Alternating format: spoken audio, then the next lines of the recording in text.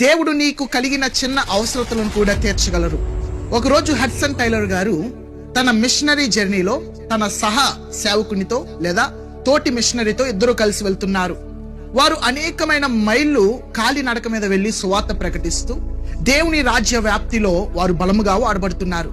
అయితే ఒకరోజు Hudson tailor గారు వారి యొక్క తోటి సేవకుడి పాదముల వైపు చూచినప్పుడు ఆ సేవకుని పాదములు చూస్తే ఆయన వేసుకున్న ఆ షూస్ ఏవైతే ఉన్నావో అవి మొత్తము చిరిగిపోయి కాళ్ళు బయటికి కనిపిస్తున్నాయి.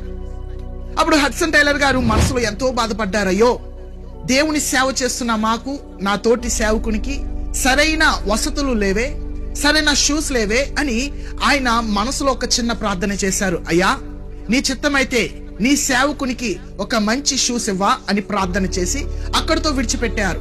వారు వారి యొక్క ప్రయాణము కొనసాగించారు. రెండవ రోజున మరలా వారు తిరిగి మిషనరీ ప్రయాణము లేదా సేవా ప్రయాణానికి ప్రారంభము అవుతున్నప్పుడు ఒక్కసారిగా ఎవరో డోర్ నాక్ చేసినట్టు శబ్దము వచ్చింది. వెంటనే హడ్సన్ టైలర్ గారి యొక్క స్నేహితుడు వెళ్లి ఆ డోర్ ఓపెన్ చేయగానే అక్కడ ఎవరూ లేరు.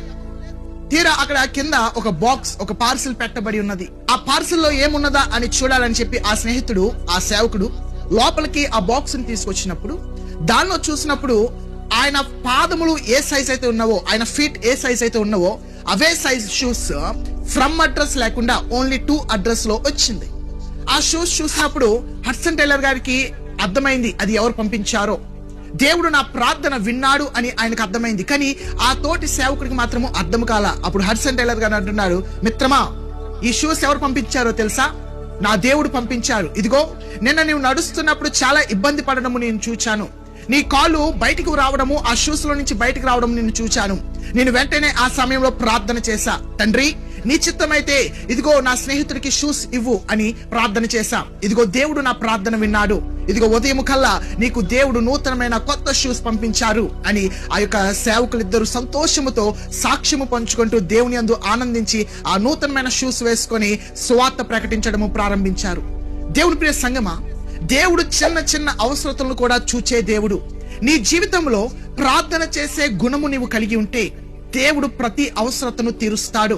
హడ్సన్ టైలర్ గారి చిన్న ప్రార్థన గొప్ప నెరవేర్పు వచ్చింది. ఈరోజు నీవు ఏ బాధతో బాధపడుతున్నావు, ఏ సమస్యతో కృంగిపోతున్నావు, అది ఎలాంటి బాధ అయినా, ఎలాంటి సమస్య, ఇదిగో నా దేవునికి ప్రార్థన చేయి. నీవు చేసే చిన్న ప్రార్థన కూడా దేవుడు గొప్ప విజయాన్ని అనుగ్రహించగలడు.